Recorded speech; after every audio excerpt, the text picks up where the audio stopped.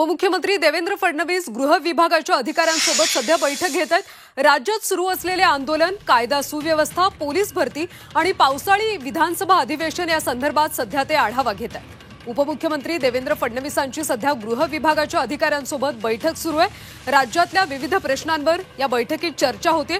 राज्यात सुरू असलेले आंदोलन, कायदा सुव्यवस्था, पोलीस भरती आणि पावसाळी विधानसभा अधिवेशन या संदर्भात सध्या आढावा घेतला जातो।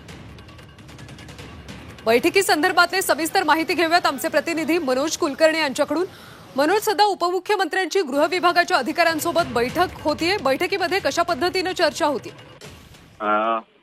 उपमुख्यमंत्री आणि गृहमंत्री हे पद देवेंद्र फडणवीस यांच्याकडे आहे आणि याच अनुषंगाने आज मरीन ड्राइव्ह या ठिकाणी असलेलं पोलीस मुख्यालय आहे जिमखाना, त्या ठिकाणी देवेंद्र फडणवीस यांनी महत्वाच्या अधिकाऱ्यांसोबत बैठक बोलावलेली आहे। येत्या विधानसभा सत्र चालू आहे, पोलीस भरती सुरू आहे, त्याचबरोबर आरक्षणासंदर्भातले जे आंदोलन सुरू आहेत या सगळ्या संदर्भात कायदा आणि सुव्यवस्था व्यवस्थित राहावी यासाठी स्वतः गृहमंत्री देवेंद्र फडणवीस यांनी अधिकाऱ्यांसोबत बैठक बोलावलेली आहे।